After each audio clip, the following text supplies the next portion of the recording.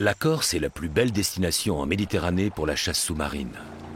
Pour vous le prouver, 3 chasseurs apnéistes de très haut niveau vont nous emmener dans leur jardin secret et vous dévoiler quelques-uns des plus beaux sites que l'on peut y découvrir.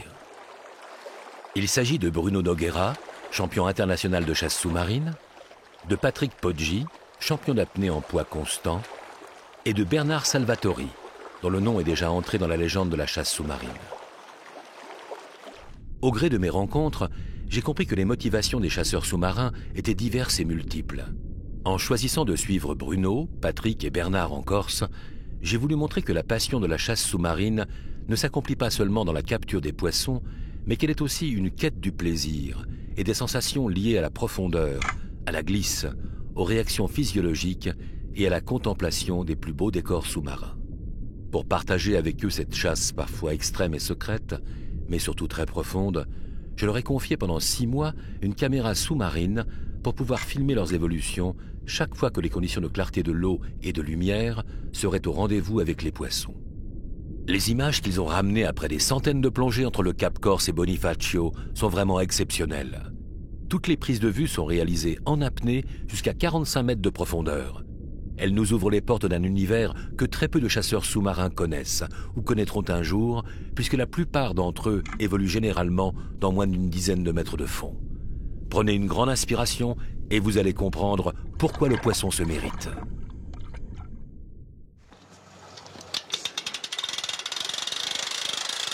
À 37 ans, Bruno Nogueira a déjà une réputation d'excellence qui va bien au-delà de nos frontières.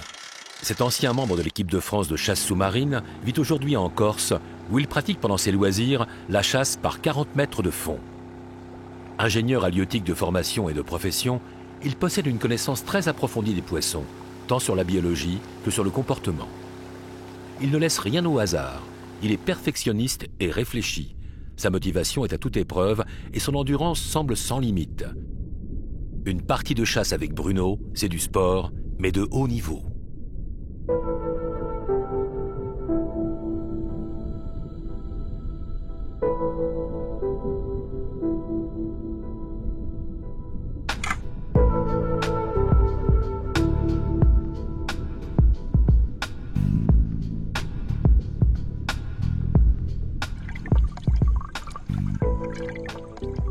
Moi, je considère que la Corse, c'est un peu le temple de la pêche sous-marine profonde.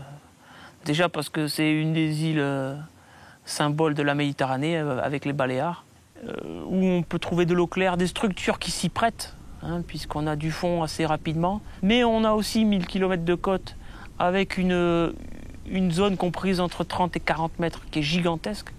Les structures présentes et les conditions physiques, c'est-à-dire que l'eau est quand même chaude l'été, qu'elle est souvent très claire.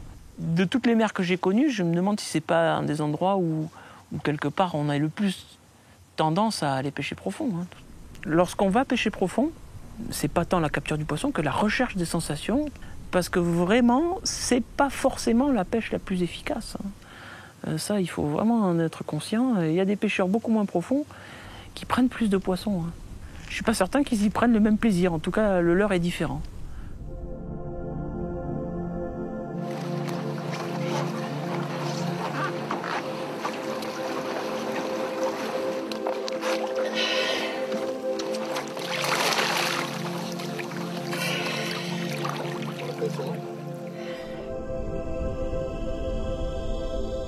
L'hiver, les conditions météo sont beaucoup moins favorables. L'eau souvent trouble, agitée et froide, 12 à 13 degrés seulement, ne facilite pas les incursions profondes et la durée d'apnée. Pour se protéger du froid, une combinaison en néoprène de 7 mm d'épaisseur est indispensable aux chasseurs. Pendant cette saison, le poisson circule moins et s'alimente moins, son métabolisme étant directement affecté par la température de l'eau. Ce n'est pas pour autant une saison morte, mais dès l'arrivée du printemps, les conditions s'améliorent. Les eaux se réchauffent et la chasse des sarres donne de bons résultats.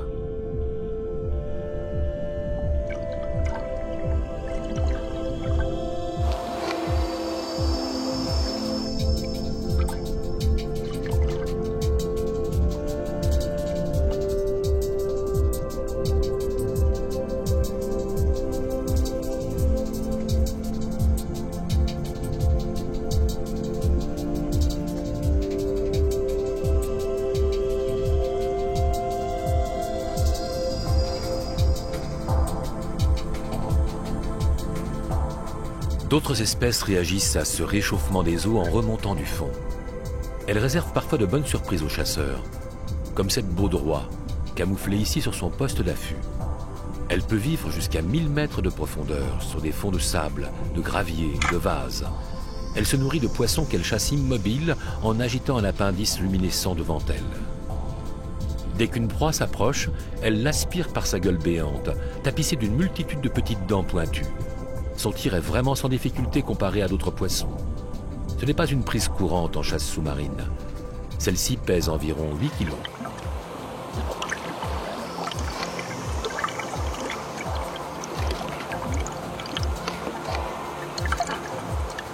Pour des questions de sécurité, la chasse sous-marine se pratique en binôme. Bruno, qui plonge dans la zone des 30 mètres, même en hiver, ce qui n'est pas commun, recherchait un coéquipier du même niveau pouvant l'accompagner. Il l'a rencontré dans le cercle des apnéistes ajacciens.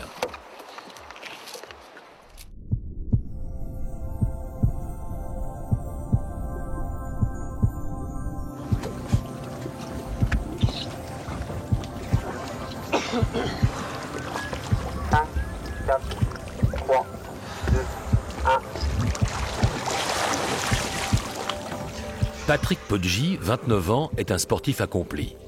Ancien footballeur professionnel, nageur de haut niveau, il s'est mis à la chasse sous-marine et à l'apnée que très récemment. Membre de l'équipe de France d'apnée, il descend déjà à plus de 75 mètres en poids constant, avec un énorme potentiel qui ne demande qu'à s'exprimer. La chasse sous-marine est devenue naturellement un entraînement complémentaire dans sa quête de performance. Il a une capacité pulmonaire de 12 litres, lorsque vous et moi atteignons à peine 4 à 6 litres. Il peut rester plus de 6 minutes et demie en apnée statique et chasse régulièrement entre 40 et 50 mètres de fond. D'une nature réservée, observateur et plutôt raisonnable face aux risques, il n'en est pas moins un phénomène.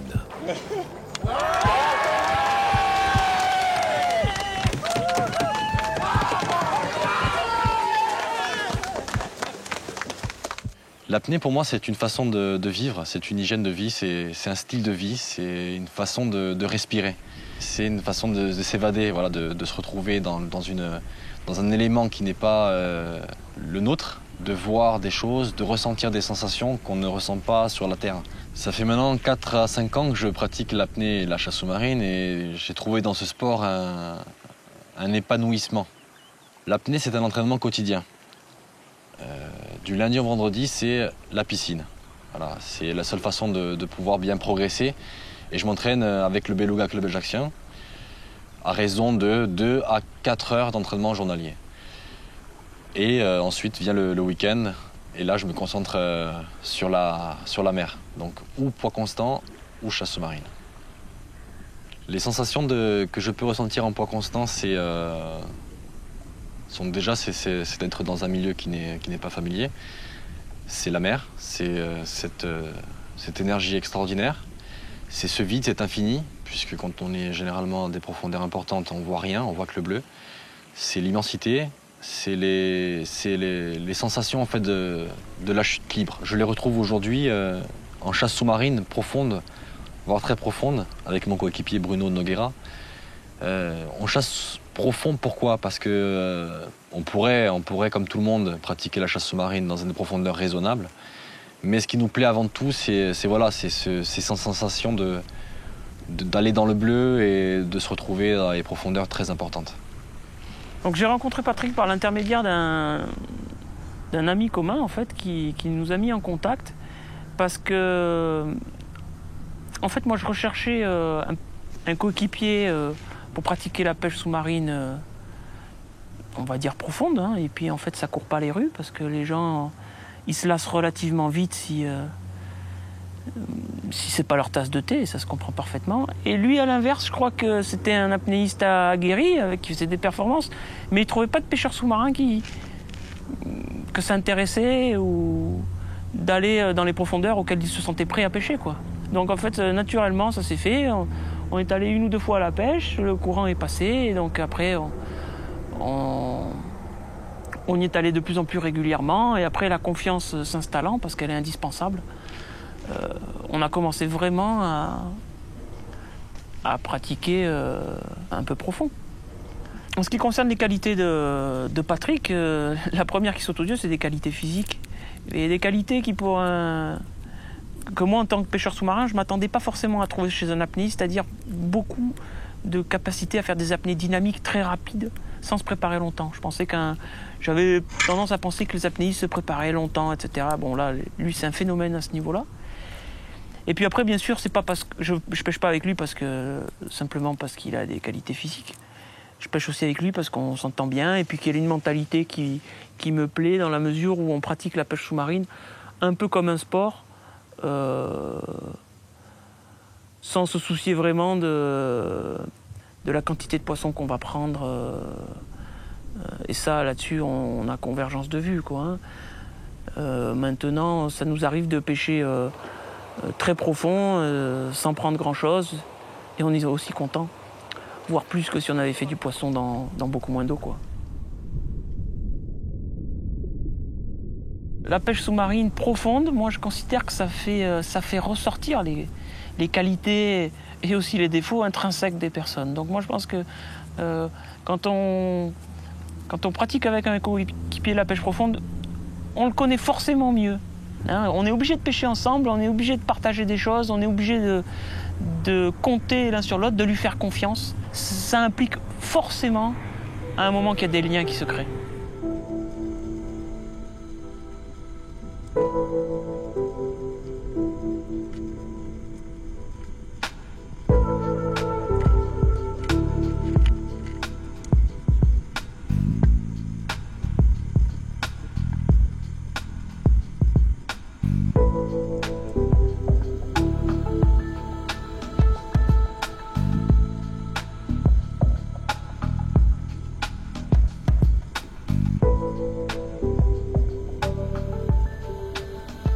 Prendre un poisson en apnée est très difficile, mais la satisfaction que l'on en retire est à la hauteur de cette difficulté.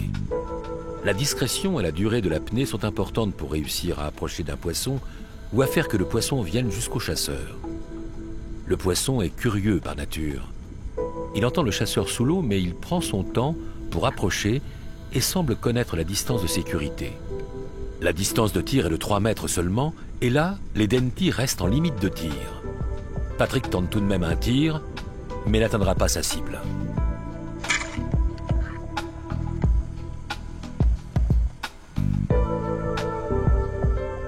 Le chasseur sous-marin en Méditerranée s'intéresse à plusieurs espèces côtières, comme le sard, qui est le poisson que l'on rencontre le plus fréquemment à toutes les profondeurs et sur tous les types de fonds.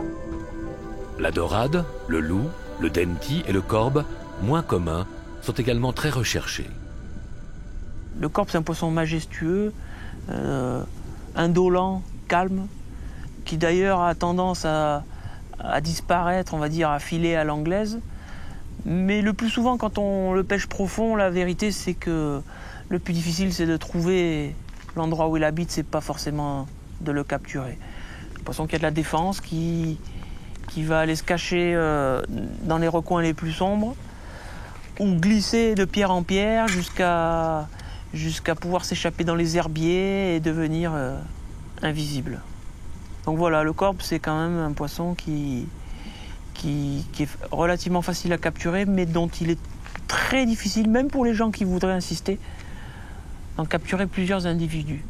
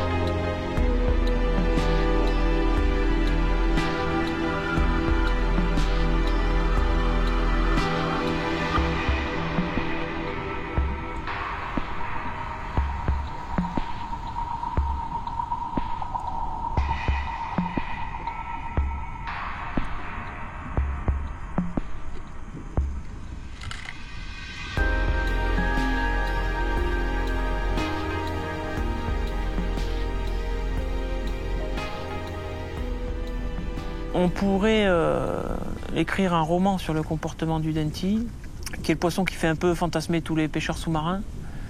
Moi, j'ai une vision peut-être un peu simpliste de ce poisson. Moi, je considère que l'on prend du dentil quand quelque part il est facile et qu'il a décidé d'être curieux pour des raisons de territorialité ou parce qu'il chasse. Mais la vérité, c'est que quand le dentil a décidé de ne pas se faire prendre, on n'en prend pas. C'est un poisson qui peut être extrêmement méfiant.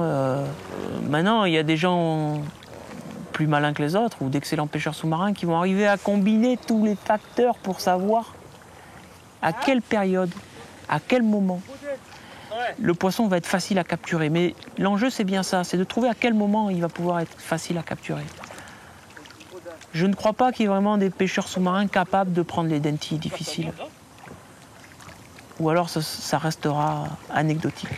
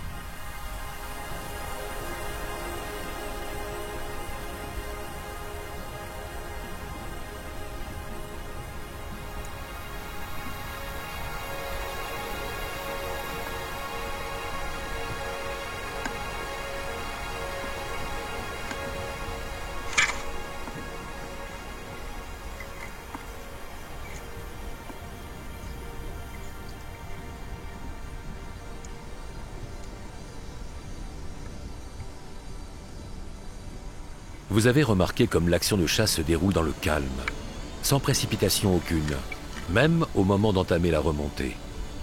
Savoir rester calme, garder son sang-froid en toutes circonstances est une qualité essentielle pour un chasseur sous-marin. Il économise ainsi son précieux oxygène. L'énervement ou la panique au fond peut au contraire mettre le chasseur en danger parce qu'il brûle plus rapidement ses réserves d'oxygène. C'est pour ces raisons de sécurité et d'efficacité aussi que l'improvisation n'a que si peu de place en apnée. Une plongée dans une profondeur qui dépasse 20-25 mètres se planifie avant le départ. De la préparation en surface jusqu'à l'arrivée au fond, tous les gestes rentrent dans un timing bien précis.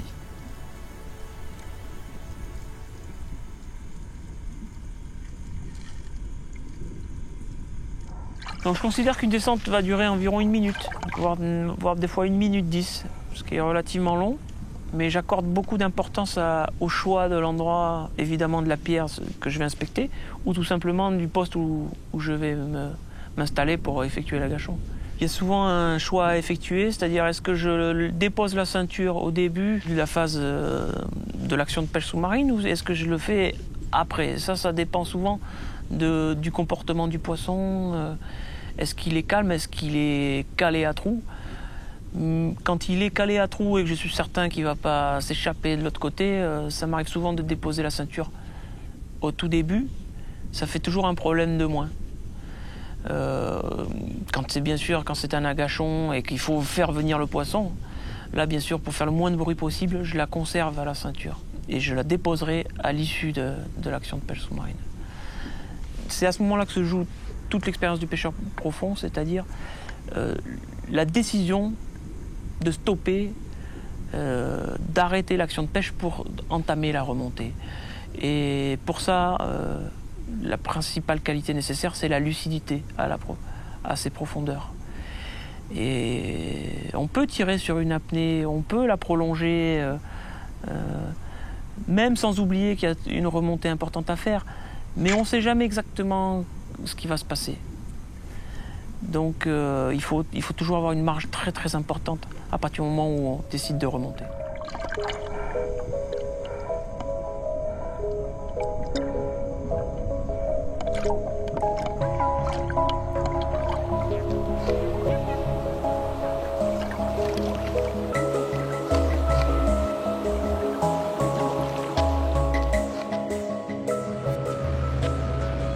Bernard Salvatori, 57 ans, professeur d'éducation physique et sportive, est l'un des plus grands champions français de l'histoire de la chasse sous-marine.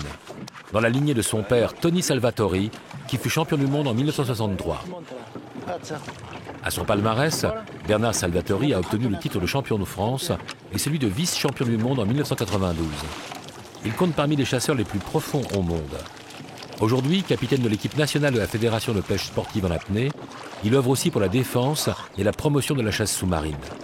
C'est un modèle pour plusieurs générations de chasseurs. Petit échauffement, une trentaine de mètres, 30, 32.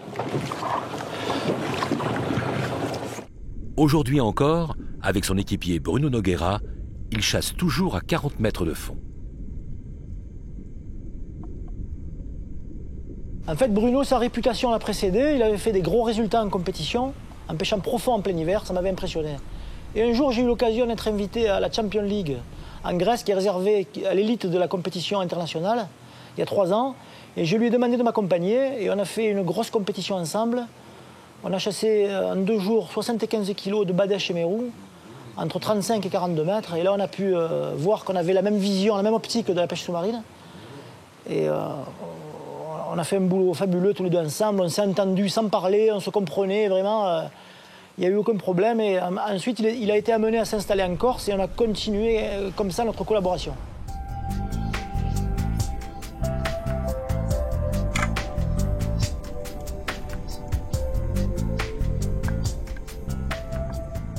Je connais Bernard depuis quelques années. Ce qui me plaît le plus, bien sûr, c'est son enthousiasme communicatif. Et bien sûr, après, donc, toutes ces qualités, ces immenses qualités de pêcheur sous-marin, puisque ça a été l'un des plus grands champions de la pêche sous-marine en France. Ses qualités techniques, tout ce qu'il sait, tout ce qu'il est capable de nous enseigner. L'être un peu exceptionnel, hein, puisqu'il n'y a pas grand monde qui a été capable de pêcher à ces profondeurs et qui, à son âge, est encore capable de pêcher là où il pêche, quoi. C'est quelque chose qui me plaît.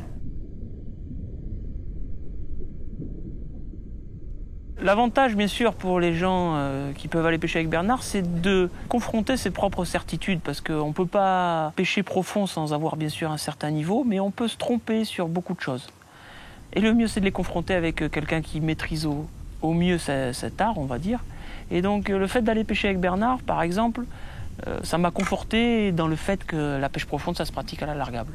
Par contre, il y avait des choses que j'avais sous-estimées, des choses que j'ai appris au contact de Bernard, et qui sont notamment toutes les techniques de balisage pour s'économiser. Et qui dit économie, ça veut dire plus de capacité à faire des choses au fond.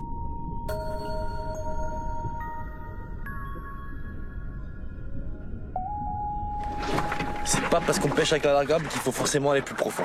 C'est juste une question de sécurité pour moi.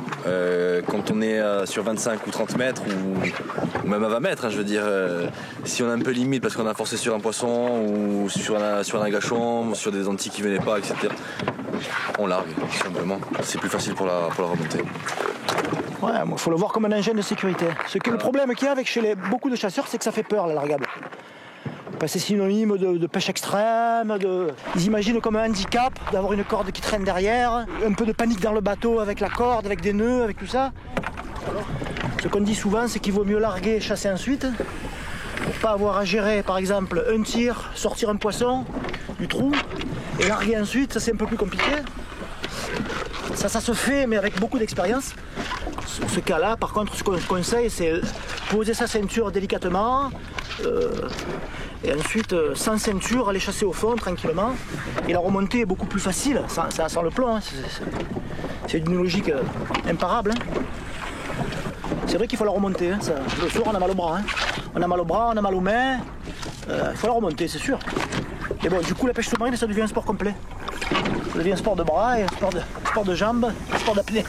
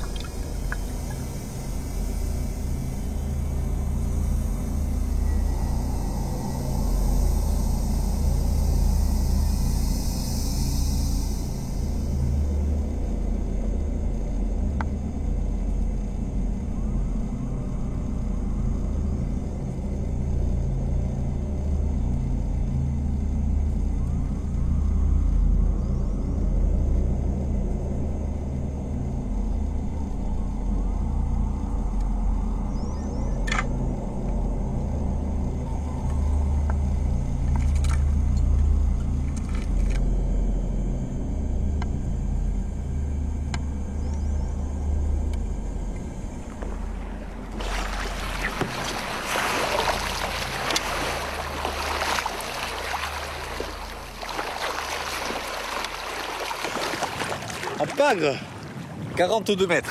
42 mètres. Ouais, dans une pierre à trou. Au milieu de corbe, sard. Il y a des sards aussi. Il y a des sards, ouais. Qui mange, on va venir là. Et Mostel, Putain. il est au milieu avec 40. Ouais, c'est un poisson, tu en prends 3 à 4 dans l'été. Quand il y a des bonnes, il faut qu'il y ait des super conditions pour pouvoir pêcher très profond. On les voit jamais au bord. Ils sont toujours très profonds. Ils cohabitent bien avec mérou, corbe, sard. Il a un peu le comportement de la dorade. Dès qu'il voit un chasseur, il rentre dans le trou. Et un trou, il est assez vulnérable. Mais c'est pas des trous à 10 mètres de fond, malheureusement. En fait, beaucoup de pêcheurs sous-marins sont excellents, d'un très haut niveau, bien supérieur à beaucoup d'autres, même à moi, dans la zone de 0 à 25 mètres, à 30 mètres.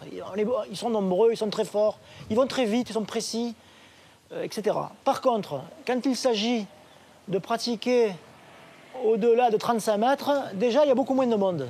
Et au-delà de 40 mètres, encore moins. C'est vraiment un club très fermé. Et Bruno fait partie de ce club. Le plus important, à mon avis, bien sûr, c'est la préparation, puisqu'il va permettre de réaliser une bonne descente. Je me prépare en n'ayant qu'un seul objectif, c'est d'arriver à être le plus calme possible. Et tout simplement d'avoir le rythme cardiaque le plus bas possible. Ensuite, quand j'ai l'impression d'avoir atteint ce rythme cardiaque et que j'ai aucun fourmillement dans les extrémités, parce que sinon je risquerais de descendre hyperventilé, j'effectue mon canard et là je sais que je vais palmer environ les 10 à 15 premiers mètres pour ensuite me laisser couler. Et je me presse jamais à la descente. J'ai souvent une idée précise de ce que je veux faire, soit un agachon, soit une coulée, soit une pêche à trous. À la descente, quand même, on est parfois obligé d'improviser. En gros, il y a 3 techniques.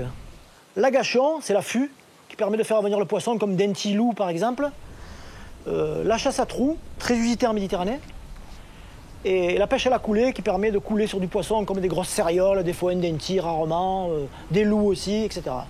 Mais en fait, tout se complique quand c'est profond. En fait, ce qui se passe profond, de ces 3 techniques, la chasse à trous est certainement la plus contraignante et qui demande le plus d'efforts. Souvent, les gens croient que faire un affût sur 35 mètres, c'est plus difficile que de chasser à trous à 35 mètres. En fait, c'est le contraire. Chasser à trous, se vautrer au fond d'un trou sur ces fonds-là, 35-40 mètres, c'est très compliqué. Ça demande une connaissance parfaite de soi, une grosse technique, une appréciation de tous ces gestes au fond. La moindre erreur peut être pénible lors de la remontée. Tout se paie après quand on remonte. Tout se paie.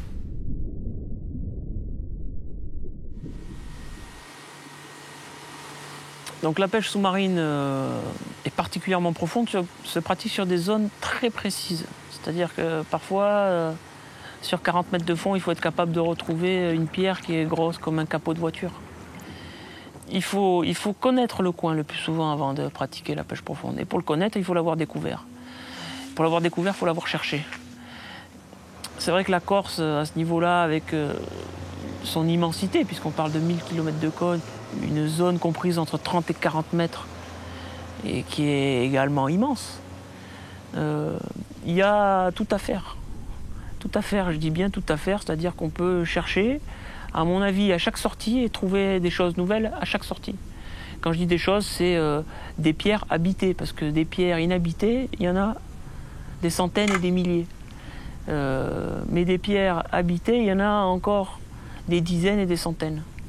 Je prends même parfois plus de plaisir à chercher et à trouver, parce que c'est une émotion intense quand on descend, que ça fait des heures qu'on cherche et qu'on ne trouve rien, qu'on est quasiment au bout du rouleau, entre guillemets, et qu'on suit 3 sards qui nous amènent à une zone, un oasis de vie. Et ben, cette vision, ce moment où je remonte et je me dis ça y est, j'ai trouvé quelque chose de magnifique, et ben, je me demande si c'est pas un des meilleurs moments de la pêche sous-marine pour moi.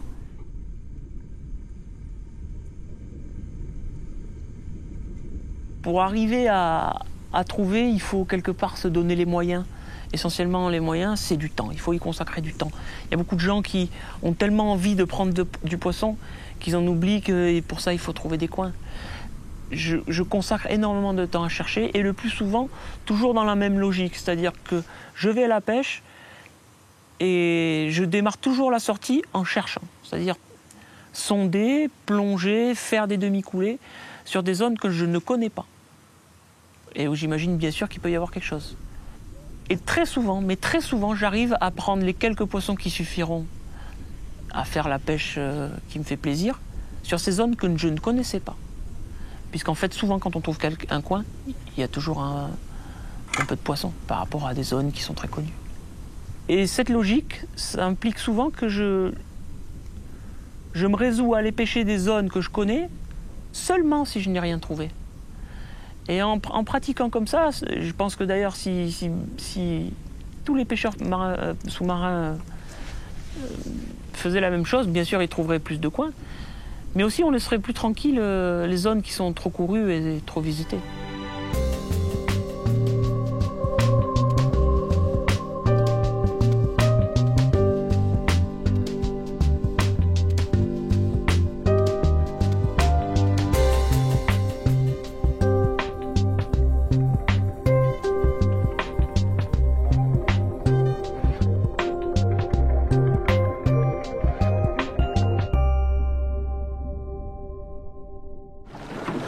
Regarde qui monte là. Regarde ça. Tu vois là? Ça monte 30 mètres. 31.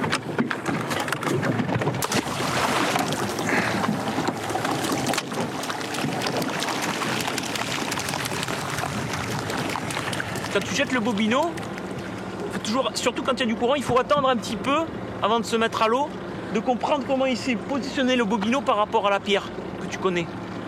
Et après tu reviens sur la pierre avec l'électronique et tu te places pour plonger à la distance du bobino, tu essaies de garder ça. Le bobino qui sert de repère, fabuleux.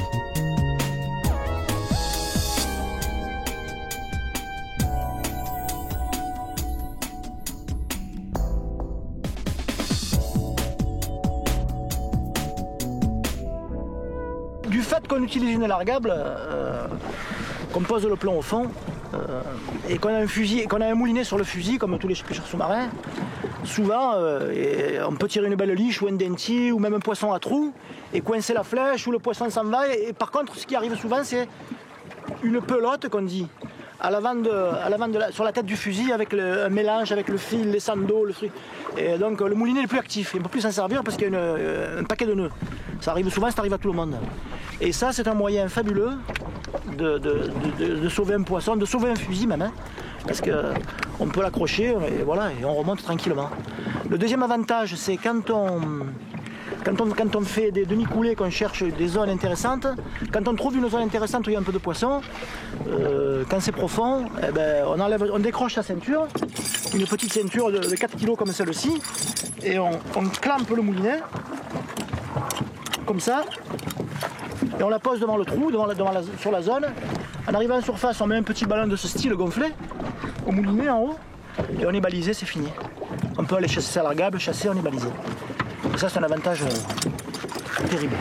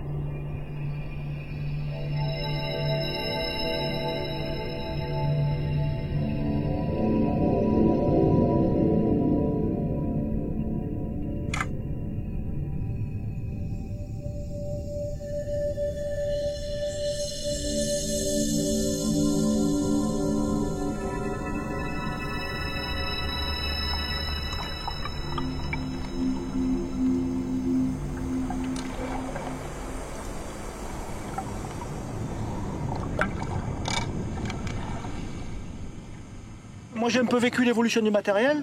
Et ce qui a été qui nous a vraiment beaucoup aidé ces 10 dernières années, c'est l'arrivée d'abord des palmes en carbone. Moi je les utilise depuis 1989. Le carbone il est apparu aussi sur les fusils, dans les tubes. Maintenant c'est une rigidité fabuleuse, c'est léger, il n'y a jamais d'eau dedans. C'est vraiment des bonnes évolutions, tube en carbone. Il y a un guide qui permet d'améliorer aussi la précision. C'est vraiment une grosse évolution sur l'arbalète qui devient du coup beaucoup plus légère, équilibrée. C'est important d'avoir une arbalète équilibrée.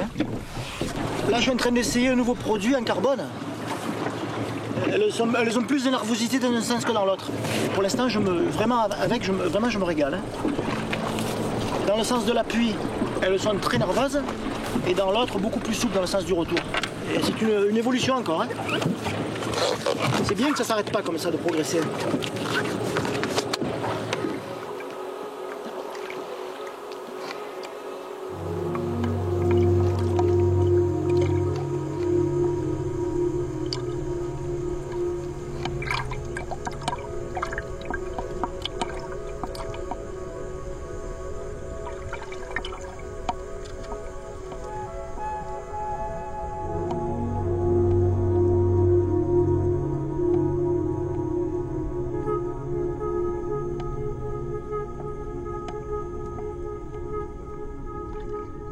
Le fait de pêcher avec Patrick, moi, ça m'a apporté donc des techniques, tout simplement, et une vision de la pêche sous-marine améliorée grâce à des techniques d'apnée, quoi. C'est-à-dire, par exemple, quelques étirements de la cage thoracique, quelques techniques de ventilation,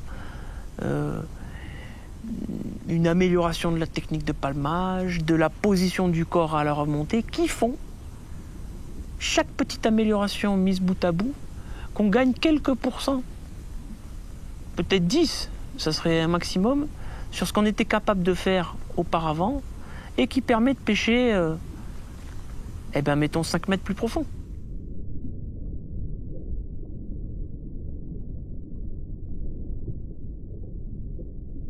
Patrick, c'est Bruno qui me l'a amené, et lui c'est un apnéiste pur de compétition. Il se balade à 75 mètres, alors bon, c'est un peu particulier. Il est du même niveau qu'Umberto Pellizzari, avec qui j'ai eu la chance de chasser. C'est pareil dans l'eau, c'est vraiment efficace, c'est une aisance terrible. Lui, il s'est nourri de l'expérience de Bruno, mais ce qu'on peut dire, c'est que Bruno et moi, on se nourrit de son expérience. En apnée, ils ont développé un tas de techniques qui nous ont un peu échappé, nous, sur la compensation, sur la manière de se déplacer dans l'eau, de palmer, sur un tas de trucs. Et il nous apporte énormément. Ça nous apporte énormément. Même malgré l'âge que j'ai, ça m'apporte encore.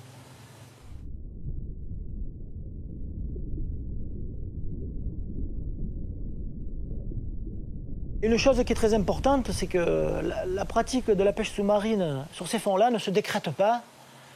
C'est des années d'expérience. C'est une complicité avec son équipier sur lequel on peut se reposer, comme je disais.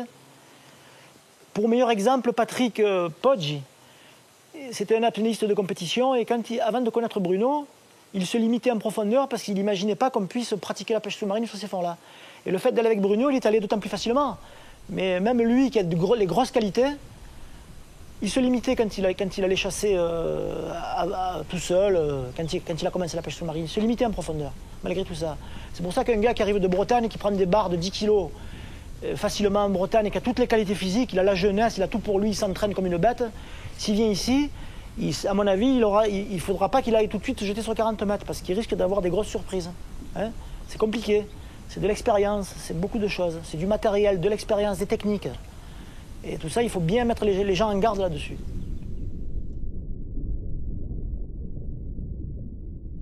Un pêcheur sous-marin, lorsqu'il pratique dans des profondeurs moyenne, je sais pas moi, 15 mètres, quel que soit son niveau, c'est rare qu'en fait il se mette dans le rouge, entre guillemets. Hein. Il n'est pas comme dans beaucoup de sports, comme le vélo, la course à pied, où dès qu'on veut essayer de faire des performances, il faut se mettre dans le rouge. Alors que la pêche sous-marine profonde, il y a beaucoup plus cet effort, cette notion d'effort physique. Et moi j'en tire une satisfaction. On est bien plus fatigué à l'issue d'une journée de pêche profonde, c'est pas du tout la même sensation qu'une journée de pêche dans 15 mètres d'eau. Ça n'a rien à voir. C'est effectivement, il y a un challenge. Hein, c'est pas anodin d'aller tirer un poisson à 45 mètres. Il y a un challenge, c'est vrai. C'est une satisfaction personnelle, mais c'est aussi la multiplication des sensations qu'on peut avoir. On affine ces sensations à un tel point qu'on y trouve un plaisir dans la performance. Bruno, comme tous les chasseurs qui chassent sous ces profondeurs-là, est à la recherche de l'efficacité. Dans ce type de chasse, l'alargable, c'est l'outil numéro 1. À tel point que Bruno, et je suis mais alors 1000% d'accord avec lui, il dit que les chasseurs qui ne larguent pas, ils ne pêchent pas profond. Et il a raison, parce que c'est impossible de chasser longtemps profond sans larguer. Au-delà de 2 apnées, on est carbonisé.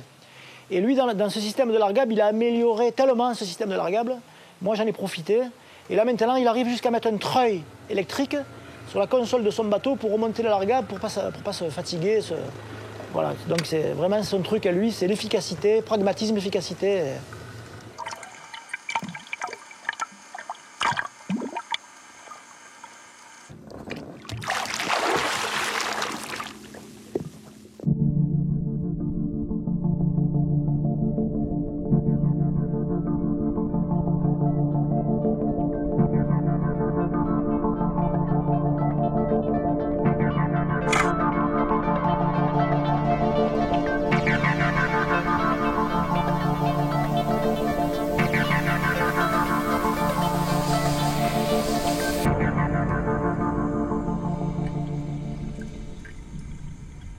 J'ai vu tous ces sards qu'il y avait dans la faille, je me suis appliqué par raguet, tu vois, je me suis appliqué, je te promets cran.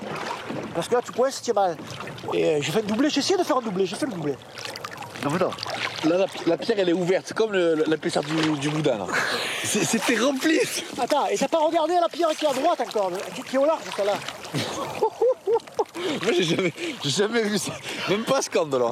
Ouais. J'ai jamais vu ça. Le boudin il était rempli de sards, il y avait des sards de partout là. Ouais mais je t'amène dans des bons coins moi. C'est incroyable. J'ai jamais vu ça. Jamais. Donc ce qu'il faut toujours avoir à l'esprit, c'est qu'en Corse, la pêche, c'est très difficile. La pêche sous-marine est extrêmement difficile. Et tous les gens qui vont venir pratiquer un jour dans leur vie, ils auront peut-être quelques rares souvenirs exceptionnels, on voit. Mais globalement, c'est extrêmement compliqué parce que le poisson, il a beaucoup de défense. Et en général, il se tient profond, etc. Donc, la réalité, c'est que les poissons, ils se concentrent, les espèces, chaque espèce, au moment du frai. Et c'est à ce moment-là qu'ils sont le plus faciles à rencontrer. Pas toujours à capturer, mais en tout cas pour trouver des concentrations. Et globalement, on a un peu la chance d'avoir le frai des espèces concernées qui se succèdent. C'est-à-dire que ça va commencer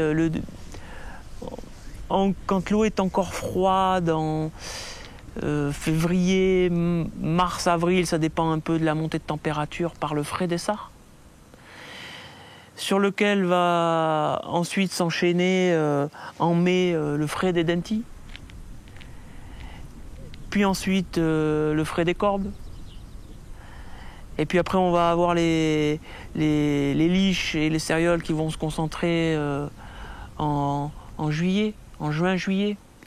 Tout ça pour nous mener jusqu'au milieu de l'été, où là, après, les bonnes conditions sont installées. Mais enfin, globalement, toutes les espèces frais au premier semestre.